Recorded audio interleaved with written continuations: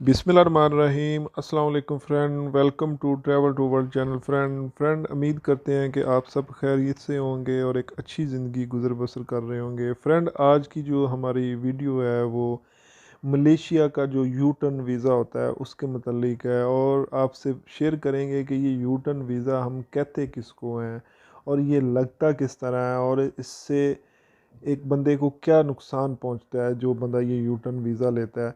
वो सारी बात जो है वो आपके साथ डिस्कस करेंगे। फ्रेंड, उससे पहले आप सब भाइयों से रिक्वेस्ट है कि आपने ज़रूर हमारे चैनल को सब्सक्राइब करना है और साथ में बेल का आइकन होगा उसके ऊपर भी ज़रूर क्लिक करना है, ताकि हमारी नई आने वाली जो वीडियो है उसको आप आसानी से देख सकें।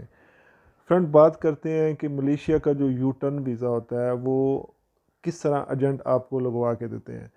फ्रेंड, मिसाल के तौर पे एक बंदा विज़िट वीज़ा लेता है मलेशिया का, यहाँ पे एजेंट आपसे बात करता है कि विज़िट वीज़ा जो है वो इतने का है। आप विज़िट वीज़ा लेते हैं, विज़िट, लेकिन आपको इस चीज़ का पता नहीं होता कि ये विज़िट वीज़ा है या वर्किंग वीज़ा है।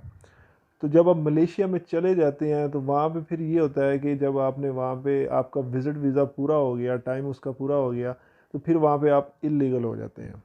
इल्लीगल होने के बाद फिर आप एजेंटों के हत्थे चढ़ते हैं, और जब वो एजेंट जो होते हैं वो फिर आपसे डिमांड करते हैं कि आप हमें इतने पैसे दो, आपको वीज़ा लगवा देते हैं, आपको कोई टेंशन नहीं होगी।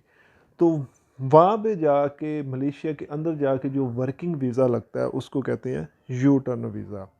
ये बात ज़हन में रखें।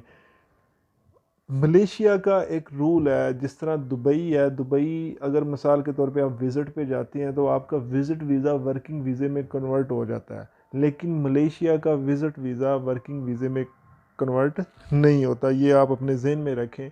अगर आपने मलेशिया वर्किंग वीज़े पे जाना है तो उसका बेहतरीन हल ये है कि आपको पाकिस्तान या इंडिया या बांग्लादेश, जिस कंट्री से हैं आप, वहाँ से ही आपको वर्किंग वीज़ा लेके जाना पड़ेगा। अदरवाइज़ आप मलेशिया में वर्किंग वीज़ा वहाँ पे पहुँच के वर्किंग वीज़ा नहीं ले सकते। वहाँ पे वर्किंग वीज़ा आपको मिलेगा ज़रूर, लेकिन उसको यू टर्न वीज़ा कहते हैं।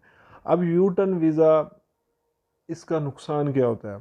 जब आप यू टर्न वीज़ा लेते हैं उसका ये नुकसान होता है कि आप अपने मुल्क के लिए जब ट्रैवल करेंगे तो आपको एयरपोर्ट पे पकड़ लिया जाएगा, रोक लिया जाएगा। मलेशिया के अंदर आप जितनी देर मर्ज़ी रहें, आपका वीज़ा वो लगता भी रहेगा, आपको कोई मसले मसाइल नहीं होंगे, आप वहाँ पे काम भी कर सकते हैं। लेकिन जब आपने अपने मुल्क के लिए ट्रैवल करना होता है तो उस वक्त वही वीज़ा जो है वो आपके लिए सज़ा का बायस बनता है। जब आप एयरपोर्ट पे आते हैं और वहाँ पे जब आपका रिकॉर्ड चेक किया जाता है तो वहाँ पे आप पकड़े जाते हैं, तो फिर आपको उसकी सज़ा मिलती है, उसका जुर्माना होता है। क्योंकि यू टर्न वीज़ा जो है वो मलेशिया लॉ के मुताबिक, मलेशिया कानून के मुताबिक इल्लीगल काम है। वो अथेंटिक काम, या आप कह रहे हैं कि लीगल काम नहीं है, वो इल्लीगल काम है। इसलिए यू टर्न वीज़ा जो होता है उससे बचें जितना भी हो सके। जेन्युइन वीज़ा अगर आपने वर्क करना है, खुदारा आपसे ये रिक्वेस्ट है कि मलेशिया के अब वो हालात नहीं रहे जो पहले थे। मलेशिया ने बड़ी चेंजिंग कर दी हैं, बड़े हालात उन्होंने अपने जो है वो बदल दिए हैं। अगर आपने मलेशिया जाना ही है काम के लिए, जॉब के लिए, तो आप अपने मुल्क से वर्किंग वीज़ा लेके जाएं।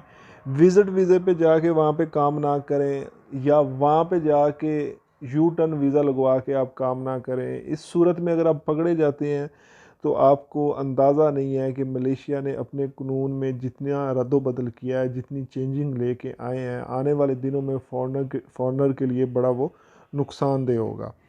तो उम्मीद करते हैं कि आपको इस चीज़ की समझ ज़रूर लगी होगी कि मलेशिया का यू टर्न वीज़ा क्या होता है और किस तरह मिलता है, और इसके नुकसानात क्या होते हैं। इसलिए कोशिश करें कि जो लीगल तरीका है, बजाय इसके कि आप इल्लीगल तरीके के साथ जाएं। एक चीज़ है, आप मिसाल के तौर पे विज़िट वीज़े पे जाते हैं, कम से कम आपका जो विज़िट वीज़े पे ख़र्चा आएगा, अगर टिकट आप करें तो आपकी 50 से 60 हज़ार रुपये की टिकट होगी पाकिस्तानी रुपीज़ में। 12 हज़ार रुपये, 14 हज़ार रुपये जो होती है वो वीज़ा फ़ीस होती है अगर आप डॉक्यूमेंट्स देते हैं तो। 12-14 हज़ार रुपये वो वीज़ा फ़ीस है, 50 हज़ार की टिकट है। दूसरे नंबर पे अगर आप अपनी काउंटर सेटिंग करवाते हैं तो उसके लिए आपको एजेंट को कम से कम 1,000 रिंगट, 1,000 रिंगट से मुराद पाकिस्तानी आज अगर आप कन्वर्ट करवाएं तो तकरीबन 40,000 रुपये बनता है। 40,000 वो हो गया। इसी तरह अगर आप मिसाल के तौर पे साथ में शो मनी दिखाते हैं, अगर आप काउंटर सेटिंग नहीं करवाते तो शो मनी के लिए भी आपको कम से कम भी आपके पास पाकिस्तानी रुपीज़ जो हैं वो 50 से 60,000 रुपीज़ होने चाहिए। अगर आप उसको मलेशिया रिंगट में कन्वर्ट करें तो आपके पास 2,000 रिंगट 1,500 रिंगट कम से कम होना चाहिए।